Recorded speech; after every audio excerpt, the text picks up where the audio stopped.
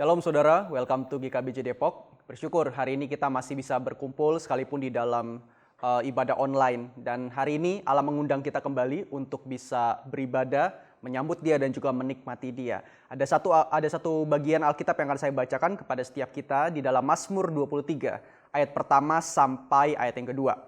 Mazmur Daud, Tuhan adalah gembalaku, takkan kekurangan aku. Ia membaringkan aku di padang yang berumput hijau, Ia membimbing aku ke air yang tenang. Saudara, puji Tuhan, di dalam ayat ini kita sekali lagi melihat bahwa di dalam kondisi apapun, Tuhan adalah gembala kita. Dan Dia akan selalu membimbing kita dan tidak akan pernah meninggalkan setiap kita. Mari kita naikkan rasa syukur kita, rasa cinta kita kepada Sang Gembala Agung itu di dalam ibadah online hari ini. Mari kita bersatu di dalam doa. Tuhan, kami bersyukur untuk segala anugerah yang selalu kami terima tiap hari.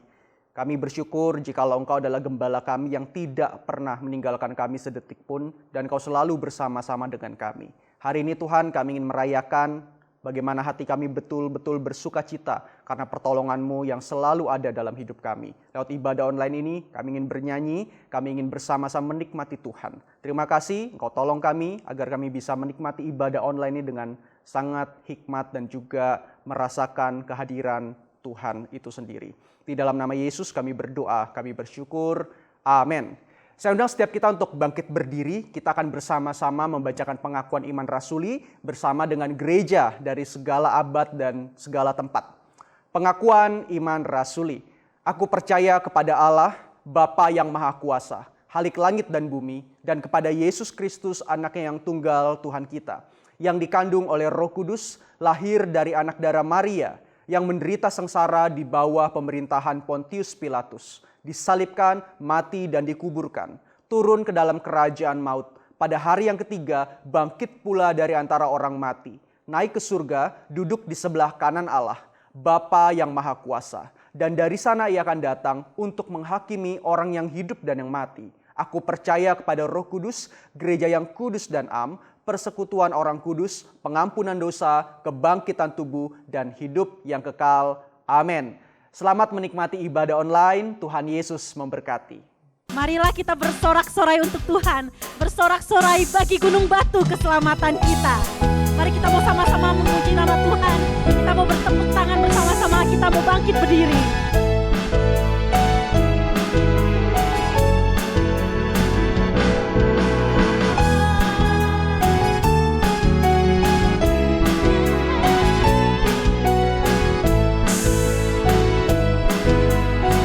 Begitu besar kasih yang telah tercurah bagi kita. Begitu besar kasih telah tercurah bagi dunia. Karyamu, kasihmu yang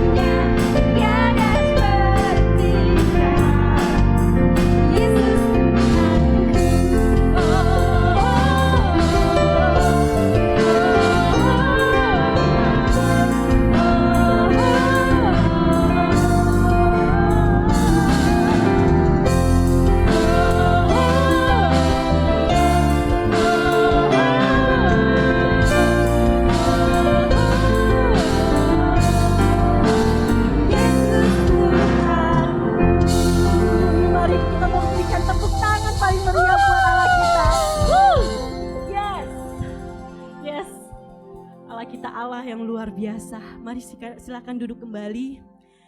Kita mau duduk dalam hadirat Tuhan. Kita mau minta Tuhan untuk menyelidiki setiap hati kita. Kita mau mengakui setiap dosa kita dalam seminggu ini. Selidikilah aku ya Allah, dan kenallah hatiku. Ujilah aku dan kenallah pikiran-pikiranku. Lihatlah apakah jalanku serong, dan tuntunlah aku di jalan yang kekal. Mari kita mau sama-sama mengakui setiap dosa kita.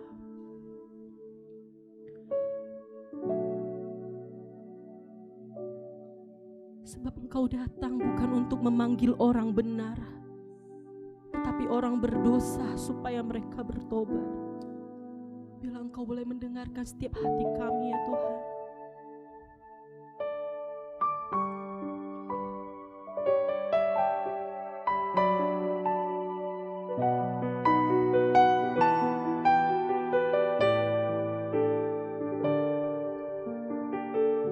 Selidiki aku, lihat hatiku, apakah ku sungguh mengasihimu, Yesus. Kau yang Maha Tahu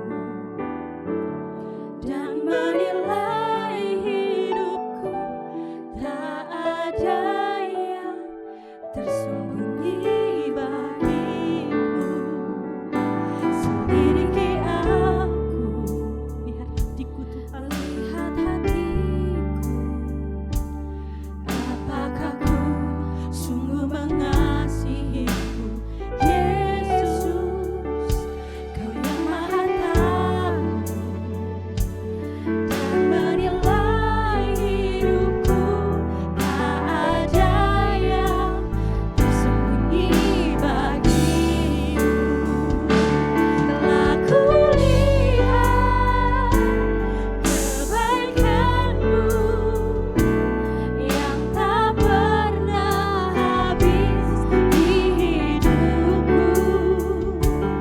Ku berjuang sampai akhirnya Kau dapati aku tetap setia.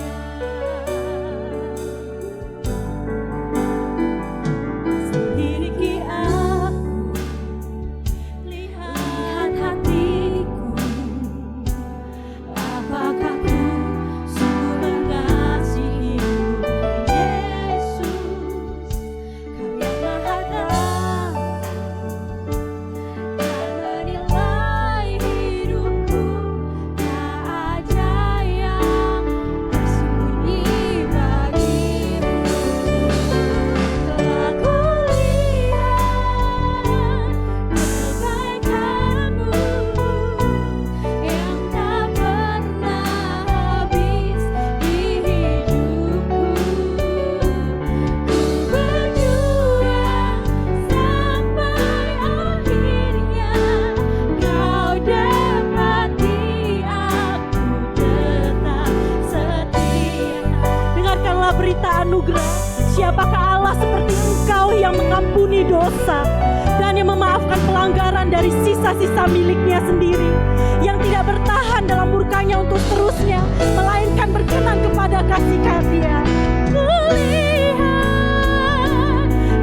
kebaikanmu yang tak pernah habis di hidupku.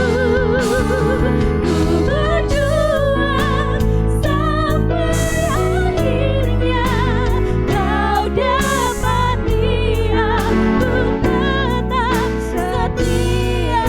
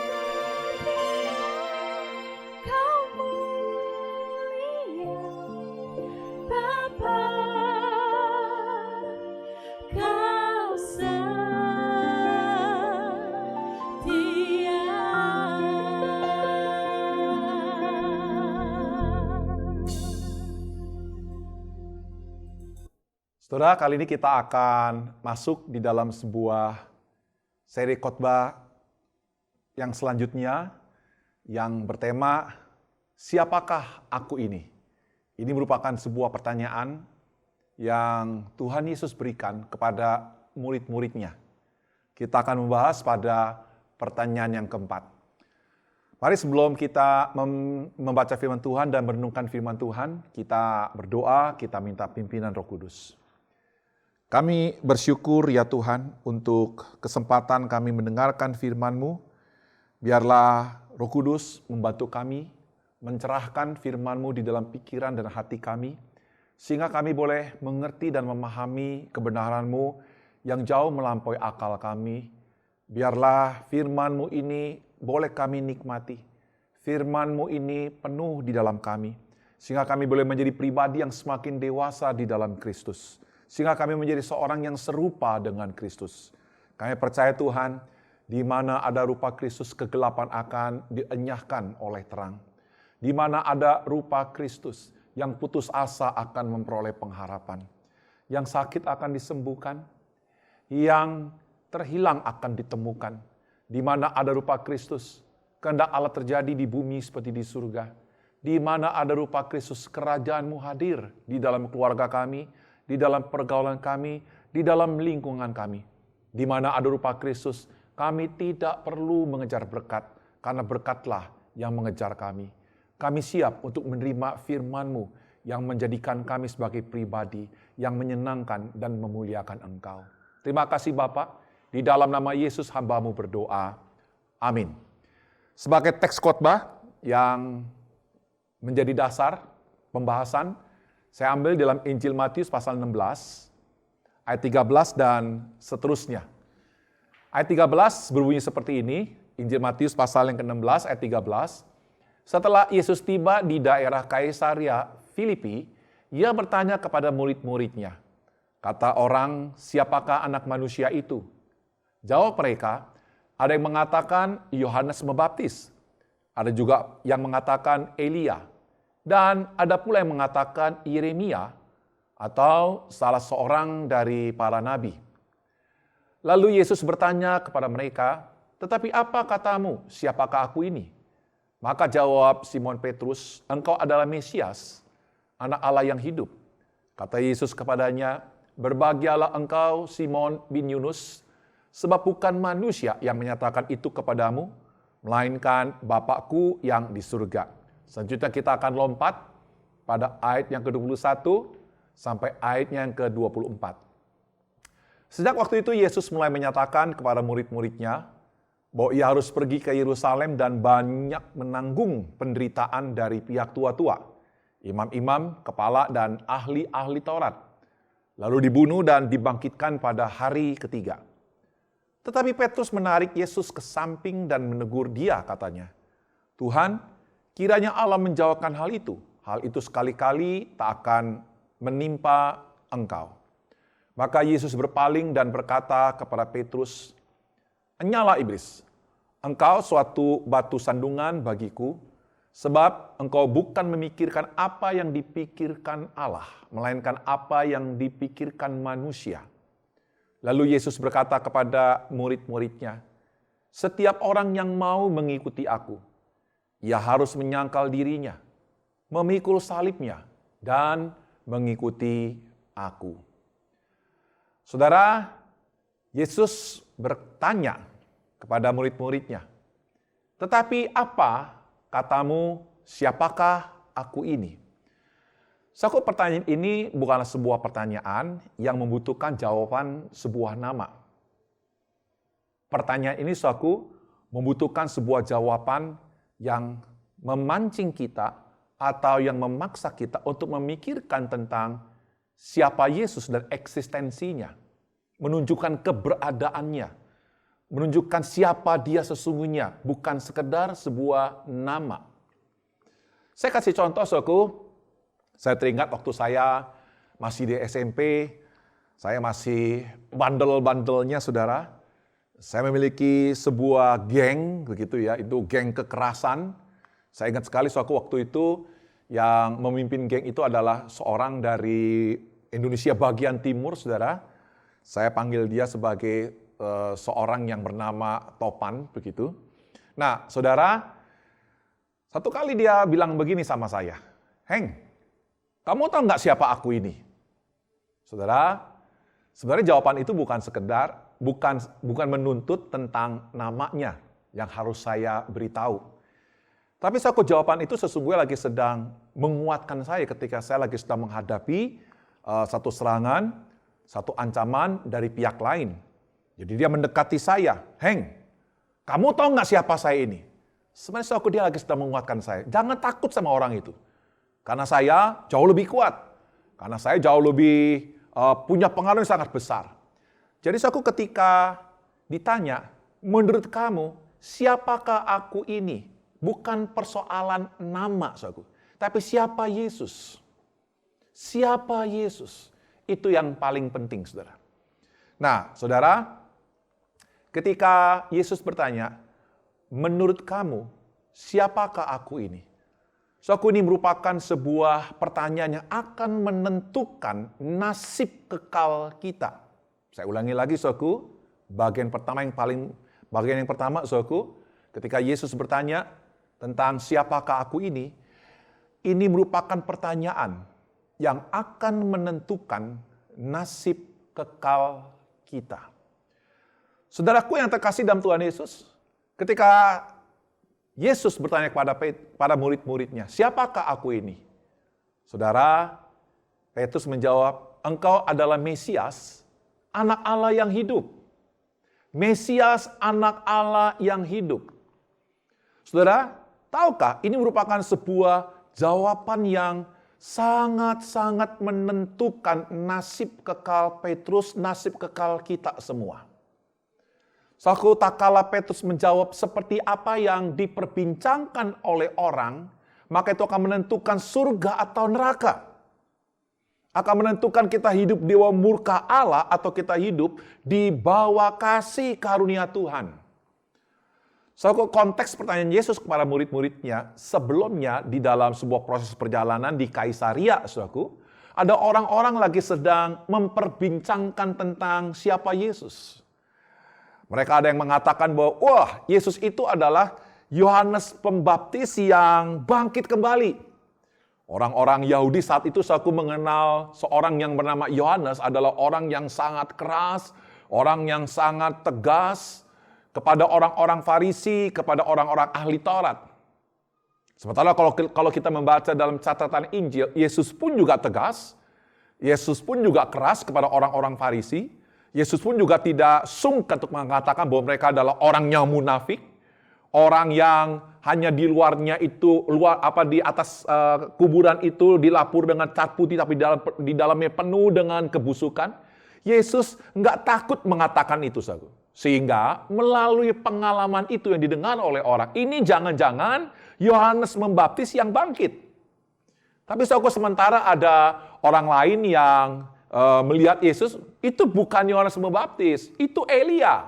Elia itu dikenal sebagai nabi yang banyak mengalami mukjizat-mukjizat yang hebat.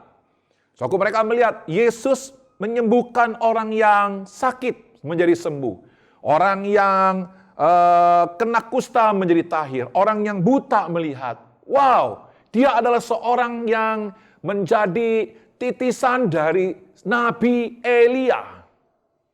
Tapi ada orang lain mengatakan, enggak, dia bukan Elia, tapi dia adalah Nabi Yeremia. Yeremia itu dikenal sebagai seorang nabi yang sangat romantis sekali, saudaraku. Seorang nabi yang sangat lembut, seorang nabi yang penuh dengan air mata. Saudaraku, Yesus pun juga seperti itu, saudaraku. Yesus adalah pribadi yang sangat lembut kepada orang yang tak berdaya. Yesus bisa nangis tentang Yerusalem dan sebagainya. Saudara, ada lagi yang mengatakan, oh tidak, dia itu seperti nabi-nabi. Saudaraku, saya ingin beritahu kepada saudara, semua orang itu punya opini tentang Yesus. Semua orang itu punya definisi di otaknya tentang Yesus. Saya ingin katakan kepada saudara, sebuah perkenalan akan Yesus berbeda dengan apa yang Petrus katakan bahwa engkau adalah Mesias. itu akan membawa kita tetap di bawah murka Allah. Ketika kita mengatakan Yesus adalah nabi, ketika Yesus adalah pendiri agama, ketika Yesus adalah seorang yang memiliki sebuah moralitas yang tinggi, ketika Yesus disebut sebagai orang yang disebut sebagai guru dan sebagainya. Saudara, saya ingin beritahu saudara, itu tetap akan membawa kita hidup di bawah murka Allah. Karena kalau kita melihat Yesus sebagai nabi, kalau kita melihat Yesus sebagai seorang moralis, seorang filosof dan sebagainya, itu bukanlah Yesus yang datang dari surga. Ketika Petrus berkata, engkau adalah Mesias, anak Allah yang hidup. Ini adalah merupakan sebuah jawaban yang betul-betul memindahkan kita dari sebuah tempat di mana kita mengalami yang disebut dengan murka Allah. Kita berada di sebuah tempat di bawah berkat Tuhan.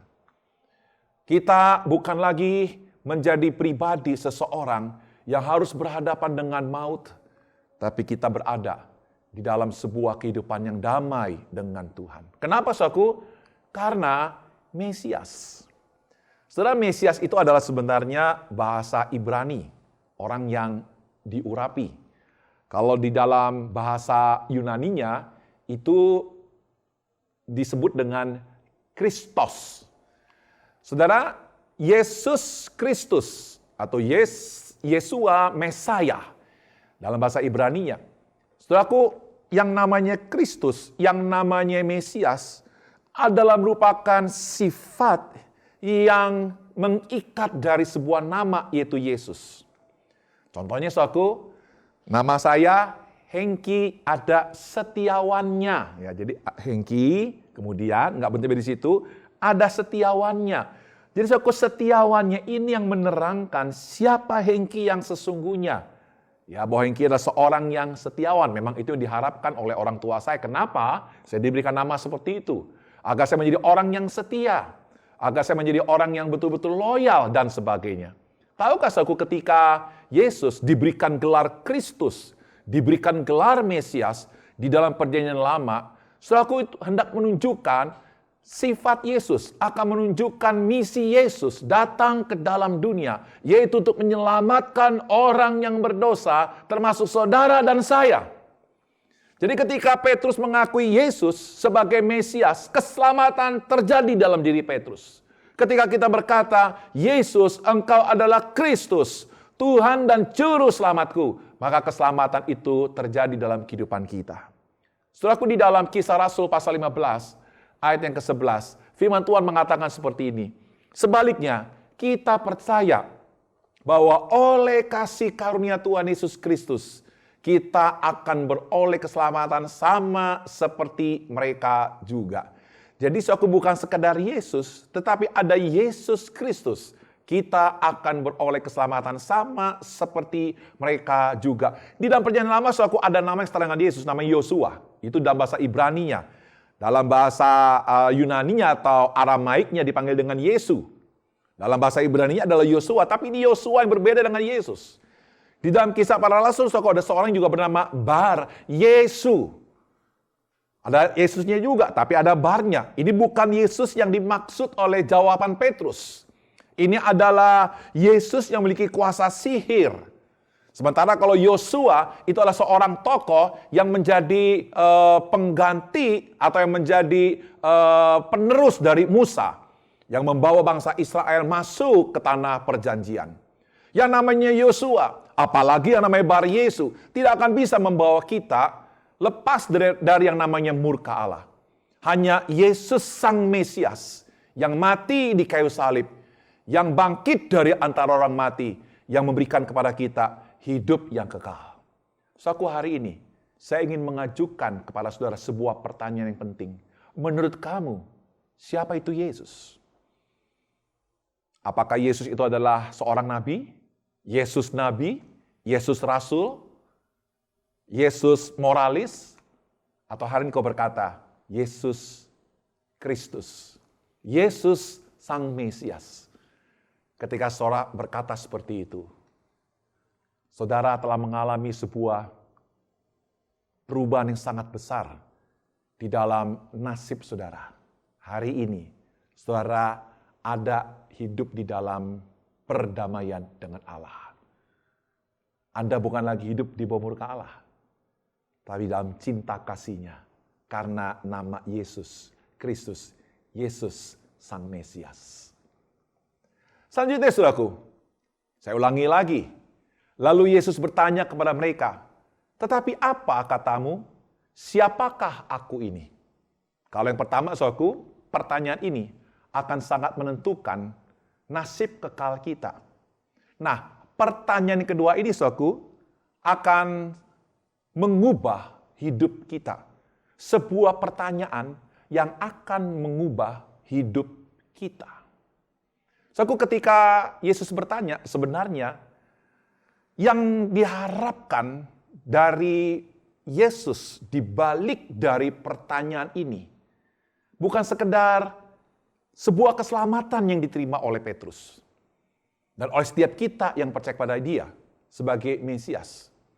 Tetapi, saudaraku, di balik dari pertanyaan ini menuntut Petrus dan murid-muridnya untuk bagaimana mengikuti Yesus. Tapi sayang, saudaraku, memang Petrus mengikuti Yesus. Tapi Yesus yang seperti apa yang diharapkan? Pengikutan yang seperti apa yang diharapkan? Saya percaya, saudaraku, bahwa Petrus itu pasti memiliki sebuah hikmat yang datang dari atas, bahwa Yesus itu Mesias, itu adalah solid, yang tidak bisa berubah, yang benar, saudaraku, yang sejati. Tapi saya ingin beritahu bahwa ketika Petrus mengikuti Yesus, ada sebuah definisi yang lain. Ada sebuah pengertian yang lain. Sebuah pengertian yang tidak dimaksud oleh Yesus. Tapi sebuah pengertian yang dimaksud oleh Petrus sendiri. Saudaraku, Petrus berharap bahwa Yesus itu bisa menjadi Mesias yang bisa membebaskan bangsa Israel dari kuasa penjajahan Romawi. Petrus dan orang-orang Yahudi pada saat itu secara umum menginginkan seorang Mesias yang bisa menjadi raja, yang bisa menjadi kaisar kalau perlu di luar dari bangsa Israel, menguasai dunia ini. Itulah yang diharapkan oleh mereka. Jadi seorang Mesias yang bisa membuat mereka memiliki sebuah posisi, memiliki sebuah kekayaan, memiliki sebuah keberhasilan, ketenaran. Itulah sebabnya, saudaraku, ketika Yesus berkata kepada Petrus, "Aku akan pergi ke Yerusalem. Di situ aku akan menderita. Di situ aku akan dicerca dan bahkan aku akan mati." Saudara, Petrus gak bisa menerima, saudara. Ditariklah tangan Yesus itu. Lalu apa kata Yesus kepada Petrus? "Enyalah engkau iblis, karena engkau hanya memikirkan apa yang dipikirkan oleh manusia." Saudara, pada saat Petrus menyebut Yesus sebagai Mesias, itu adalah hikmat yang datang dari atas. Tapi ketika Petrus mengikuti Yesus sebagai Yesus yang adalah Raja dunia, itu adalah pikiran manusia yang akan sangat mudah ditumpangi oleh iblis. Saudara, saya berdoa ketika pertanyaan ini diajukan kepada saudara. Menurut kamu, siapakah aku ini? Ini menuntut sebuah pengiringan kepada Yesus. Bukan pada sebuah kemenangan secara fisik, saudaraku. Bukan sekedar bagaimana dompet Anda diselamatkan, bagaimana masalah Anda diselesaikan. Saudaraku, banyak orang Kristen ketika lagi sedang menghadapi masalah, saudaraku, mereka dengan begitu mudah menyerahkan masalahnya itu kepada Yesus. Ya, karena Yesus dianggap sebagai Mesias yang bukan saja menyelamatkan dosa, tapi yang juga bisa menyelesaikan masalah. Banyak orang Kristen suatu ketika mengalami sakit, dia menyerahkan sakitnya kepada Yesus agar sakitnya sembuh. Saya ingin beritahu pada saudara, Yesus memang mampu menyembuhkan saudara. Tapi saya ingin beritahu pada saudara, toh nanti akhirnya saudara juga akan mati. Saudara, banyak orang Kristen, saudaraku, menyerahkan masalah kepada Yesus. Karena Yesus dianggap sebagai tokoh yang memang menyelesaikan masalah. Saudaraku, ketika Yesus bertanya, menurut kamu, siapakah aku ini? Saudara, kita dituntut bukan sekedar menyerahkan masalah kita kepada Yesus. Selama kita menyerahkan masalah kita kepada Yesus, kita tidak akan bisa mengalami sebuah perubahan hidup. Kita tidak akan bisa mengalami sebuah perubahan karakter. Kita akan terus digulung oleh masalah. Saudara, ketika Yesus bertanya, menurut kamu, siapakah aku ini? Tuhan ingin, saudaraku, kita bukan sekedar menyerahkan masalah hidup kita, tapi kita menyerahkan hidup kita. Kita menyerahkan pikiran kita, hati kita, semua yang ada pada kita serahkan kepada Dia. Mengikuti Yesus, saudaraku, harus mengikuti secara radikal. Mengikuti Yesus bukan saja engkau melihat berkat-berkat-Nya, tapi mengikuti Yesus, engkau menjalani sebuah jalan yang sangat sulit, jalan yang penuh dengan pergumulan. Saudara harus tetap mengikuti Dia. Saudaraku, saya percaya bahwa saudara bisa diberkati oleh Tuhan di dalam kehidupanmu. Engkau bisa diberkati dengan kesehatan. Engkau bisa diberkati dengan keberhasilan ekonomimu. Tapi saya ingin bertanya kepada saudara, ketika engkau diberkati dengan keberhasilan ekonomi, yang saya ingin tanya begini, saudaraku. Bagaimana engkau mengikuti Yesus ketika engkau melihat orang yang kelaparan? Bagaimana engkau mengikuti Yesus di masa COVID ini? Ada begitu banyak orang yang mengalami persoalan-persoalan ekonomi yang begitu berat. Apakah saudara hanya mau mengikuti Yesus untuk engkau menerima berkat? Dan engkau tidak mau menyalurkan berkat? Seorang yang mengikuti Yesus, yang hanya mau terima berkat, sesungguhnya dia bukan lagi sedang mengikuti Yesus, tapi dia hanya ingin mendapatkan berkat dari Yesus. Saudara, kenapa banyak orang Kristen tidak bisa berubah dalam soal karakter? Dia percaya pada Yesus sebagai Tuhan dan Juru Selamat. Iya, dia diselamatkan. Saya percaya dia masuk surga. Saya percaya bahwa hidupnya tidak lagi sebagai berhadapan dengan murka Allah. Saya percayakan hal itu, saudaraku. Tapi pertanyaannya, kenapa dia masih tetap malas? Kenapa dia masih tetap tidak mau melayani Tuhan? Kenapa dia memiliki satu sikap yang suka marah-marah dan bahkan tambah marah-marah, bahkan istrinya disakiti, anaknya disakiti? Kenapa dia tidak bisa lepas dari judi? Kenapa dia bisa tidak lepas dari rokok? Kenapa dia tidak bisa lepas daripada narkoba? Karena dia hanya melihat Yesus sebagai pemecah masalah. Dia tidak menyerahkan hidupnya, tapi dia menyerahkan masalahnya kepada Yesus. Itulah sebabnya tidak mengalami perubahan. Hari ini suatu saya tantang saudara. Kalau Anda mau mengikuti Yesus, jangan ikuti berkatnya. Serahkan hidupmu kepada Yesus. Maka engkau akan mengalami sebuah proses perubahan. Saudara, waktu Petrus mengakui Yesus sebagai Mesias, lihat saudara, karena yang dipikirkan oleh Petrus mengikuti Yesus sebagai raja politik, maka tidak heran saudaraku dia adalah seorang yang temperamen, yang dikuasai oleh pikiran manusia, oleh kedagingan. Maka dia tidak berubah. Tapi kita bersyukur saudaraku, Yesus tidak membuang Petrus. Yesus memberikan kesempatan dari hari ke hari, dari bulan ke bulan, dari tahun ke tahun mengikuti Yesus. Dan ada begitu banyak perubahan yang dialami oleh Petrus. Petrus menjadi seorang yang dipakai oleh Tuhan, yang memuliakan namanya. Hari ini saya ingin tanya saudara, apakah hidupmu telah engkau serahkan kepada Yesus? Jangan hanya uangmu saja engkau serahkan kepada Yesus. Jangan hanya kesulitanmu, jangan hanya pergumulan ekonomimu engkau serahkan kepada Yesus. Serahkan hidupmu kepada Yesus. Ikutilah Dia dengan radikal. Ikutilah dia ketika kau menghadapi pergumulan seseorang, kemiskinan. Ketika engkau malas, harus ada yang kau rubah. Seorang yang mengikuti Yesus adalah seorang yang lagi sedang mengubah dirinya sesuai dengan apa yang Tuhan mau. Bukan apa yang dunia mau. Bukan apa yang dompetmu mau. Tetapi apa yang Tuhan mau. Ini yang kedua, saudaraku. Galatia pasal 5 ayat 24 berkata seperti ini. Barang siapa menjadi milik Kristus, ia telah menyalibkan dagingnya dengan segala hawa nafsu dan keinginannya. Menyalibkan daging dengan segala hawa nafsunya. Itu konsekuensi kalau kita menyerahkan hidup kita kepada Yesus. Menjadi milik Yesus. Kita harus berani menderita. Mengalahkan kemalasan kita. Menjadi orang rajin, seorang yang malas menjadi orang yang rajin. Menderita, saudaraku. Tapi harus kita lakukan karena kita adalah milik Kristus.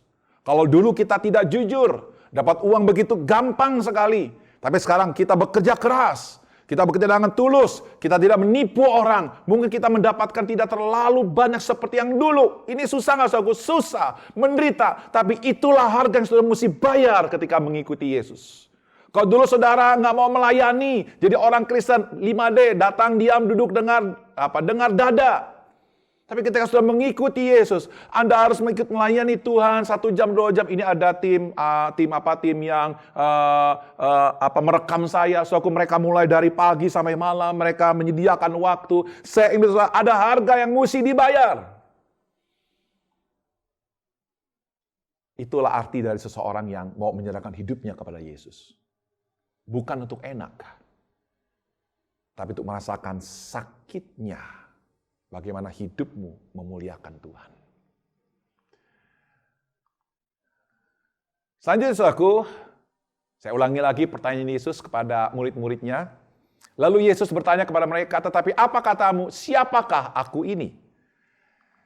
Saudaraku, pertanyaan ini adalah pertanyaan yang akan mendorong kita untuk merenungkan firman. Anda ingin mengenal Yesus yang sejati? Yesus yang datang dari surga? Anda tidak akan bisa mengenal Yesus yang sejati kalau Anda tidak pernah membaca firman. Saya akan bacakan saudaraku di dalam Lukas pasal 24 ayat 27. Lalu ia menjelaskan kepada mereka apa yang tertulis tentang dia dalam seluruh kitab suci. Mulai dari kitab-kitab Musa dan segala kitab nabi-nabi. Apa yang tertulis tentang dia itu Yesus dalam seluruh kitab suci. Dalam seluruh kitab Musa dan kitab Nabi tentang Yesus. Kalau Anda membaca firman Tuhan, merenungkannya, saya percaya Roh Kudus akan menolong saudara. Dari hari ke hari, Anda akan semakin mengenal Yesus yang sejati itu. Bukan Yesus yang diajarkan oleh kaum moralis. Bukan Yesus yang diajarkan oleh kaum Arianisme. Bukan Yesus yang diajarkan oleh kaum Sabellianisme. Bukan Yesus yang diajarkan oleh pemikiran-pemikiran yang di luar daripada kitab suci. So, ketika Anda menjawab Yesus yang benar itu, Yesus yang disebut Mesias itu sangat penting dan menentukan nasib hidup saudara. Kenapa saudara tidak membaca Alkitab, kitab suci, sebagai sesuatu yang sangat-sangat penting. Saya sering kali melihat, saudaraku, ada begitu banyak orang Kristen ketika ketinggalan Alkitab di gerejanya, mereka dengan gampang bilang begini, nantilah, hari Minggu kita bisa datang lagi, kita bisa ambil.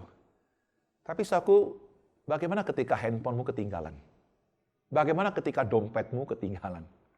Bagaimana ketika cincinmu, jam tanganmu ketinggalan? Saya yakin, engkau akan kembali lagi mengambil itu, bukan? Saya tidak mengatakan bahwa cincinmu itu lebih murah atau sesuatu yang tidak perlu diperhatikan. Yang saya ingin katakan begini, saudaraku. Apa sih yang di hatimu? Apakah hatimu ingin mengenal Yesus lebih dalam? Kalau engkau mengenal Yesus lebih dalam, maka Alkitab itu sebagai sesuatu yang utama dalam hidupmu. Engkau akan membacanya. Engkau akan mempelajarinya. Engkau akan mendalaminya. Sehingga saudara dan saya tidak menjadi orang Kristen yang mudah ditipu dengan pengajaran Yesus yang lain, saudara. Saya berdoa, setiap kita di tempat ini, mari bersama-sama ketika Yesus bertanya, menurut kamu, siapakah aku ini? Saya berdoa, saudara bisa jawab berdasarkan firman Tuhan. Saudara, di akhir khotbah ini, saya ingin mengutip apa yang menjadi doa Paulus kepada jemaat di Efesus. Doa ini juga menjadi doa saya buat saudara. Mari kita berdoa. Saya pun tidak berhenti mengucap syukur karena kamu. Dan saya selalu mengingat kamu di dalam doaku. Dan meminta kepada Allah Tuhan kita, Yesus Kristus, yaitu Bapa yang mulia itu, supaya Ia memberikan kepadamu roh hikmat dan wahyu untuk mengenal Yesus dengan benar. Biarlah firman Tuhan ini terjadi, tergenapi dalam hidup saudara. Dalam nama Yesus. Amin.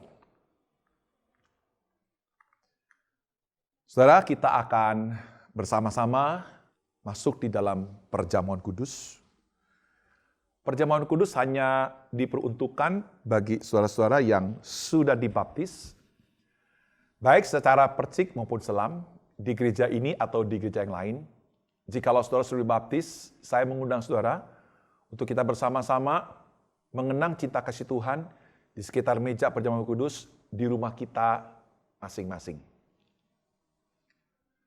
Tuhan Yesus berkata, berbahagialah mereka yang lapar dan haus akan kebenaran, karena mereka akan dipuaskan. Akan tetapi ada peringatan dalam firman Tuhan yang lain yang berkata, barang siapa dengan cara yang tidak layak makan roti dan minum cawan Tuhan ini, ia mendatangkan dosa atas dirinya sendiri.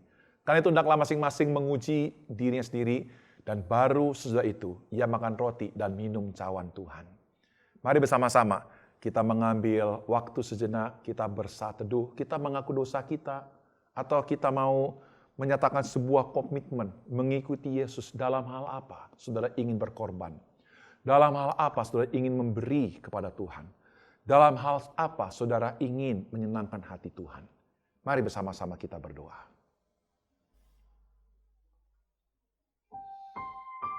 Bapa di surga, terima kasih untuk perjamuan kudus ini. Perjamuan kudus ini adalah merupakan sebuah simbol dari kasih karunia Tuhan yang Kau berikan kepada kami semua. Di meja ini adalah merupakan simbol cinta Tuhan yang mengampuni dosa kami, yang menyucikan dosa kami.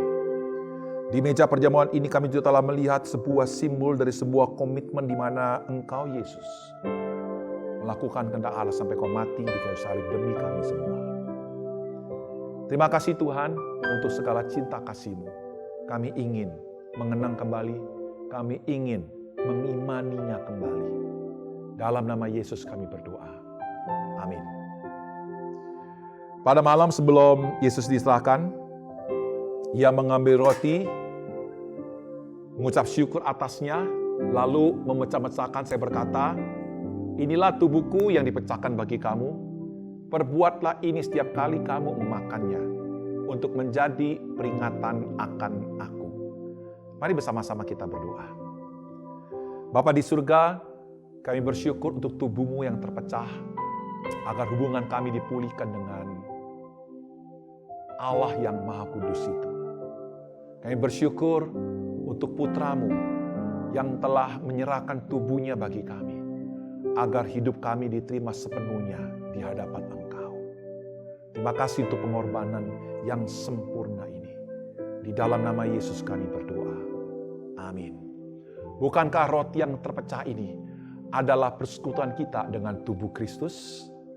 Amin. Mari bersama-sama kita memakannya.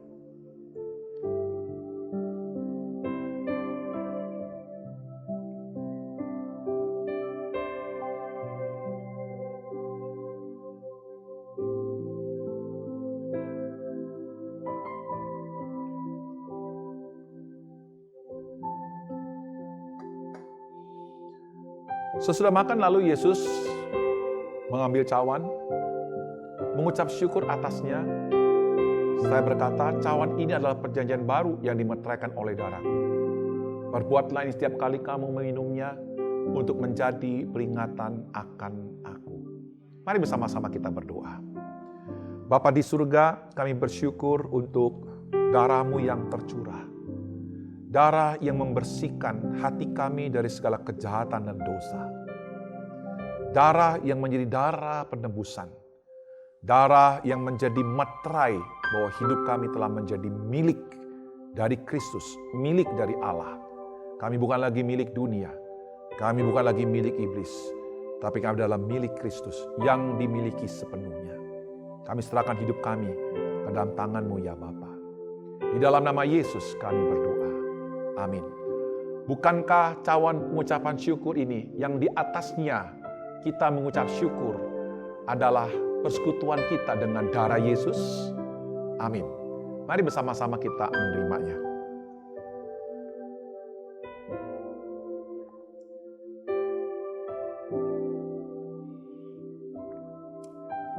Sekarang Tuhan, biarkanlah hamba-Mu ini pergi dalam damai sejahtera, sebab hamba-Mu telah melihat keselamatan yang telah Engkau sediakan di hadapan segala bangsa.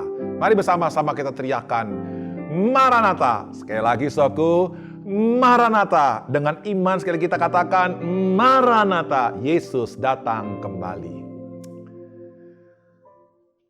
Saudara, kita akan masuk di dalam persembahan persepuluhan. Ini diadakan setiap minggu pertama di awal bulan. Mengingatkan saudara untuk kita bersama-sama memberikan perpuluhan kita kepada Tuhan.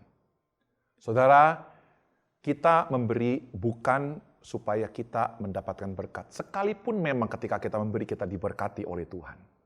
Tapi tujuan kita memberi bukan itu. Kita memberi karena kita sudah diberkati oleh Tuhan. Kita memberi karena kita sudah dikasihi oleh Tuhan. Mari bersama-sama atas dasar ini kita memberi. Kita setia. Kita memberi dengan jujur dan kita memberi dengan sukacita. Mari sebelum kita memberi, saudaraku, kita berdoa. Bapa di surga, kami bersyukur. Kami memberi karena kami sudah diberkati oleh Tuhan dengan berkat yang sempurna. Sehingga berkat yang nanti Engkau akan berikan kepada kami, itu tidak bisa menandingi berkat yang sempurna itu. Terima kasih Tuhan, kami memberi karena kami mengasihi-Mu. Karena kami terlebih dahulu dikasihi oleh Engkau. Kami ingin memberi karena kami mencintai-Mu ya Tuhan. Kami ingin memberi dengan penuh sukacita, dengan hati yang tulus, bukan karena paksaan, bukan karena takut dikutuk, tapi semata-mata karena Tuhan kami mencintai-Mu. Terima kasih Bapak, kami ingin serahkan persembahan persepuluhan yang kami beri ini di dalam tangan-Mu. Biarlah Engkau berkati para pemimpin di gereja kami, berikan mereka hikmat dan kemampuan untuk bisa mengelolanya bagi kemuliaan Kristus. Untuk bisa mengelolanya bagi visi dan misi yang telah Engkau tetapkan, yang telah Engkau berikan buat gereja ini. Sehingga semua uang itu dipergunakan sepenuhnya bagi pekerjaan Kristus melalui gereja ini. Terima kasih Bapak, di dalam nama Yesus kami siap memberi. Amin. Mari kita nyatakan bahwa Dialah satu-satunya Tuhan, bahwa Dialah satu-satunya Raja dalam hidup kita.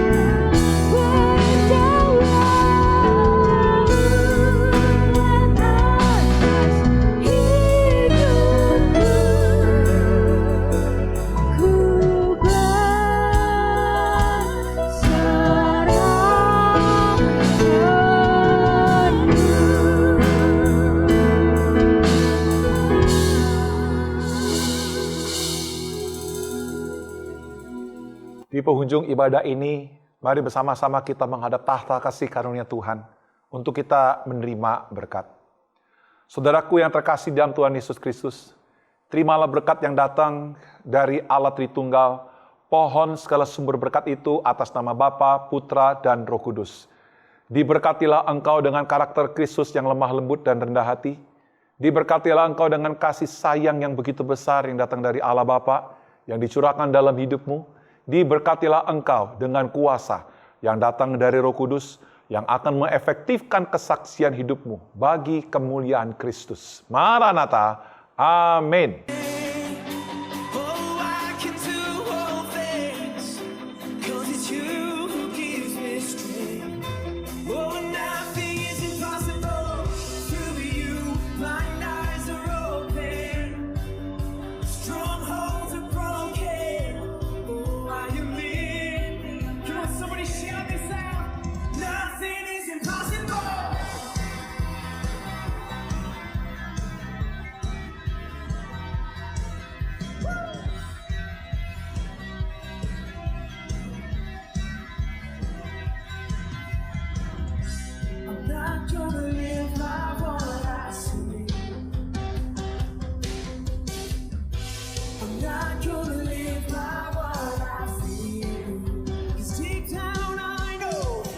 Deep down I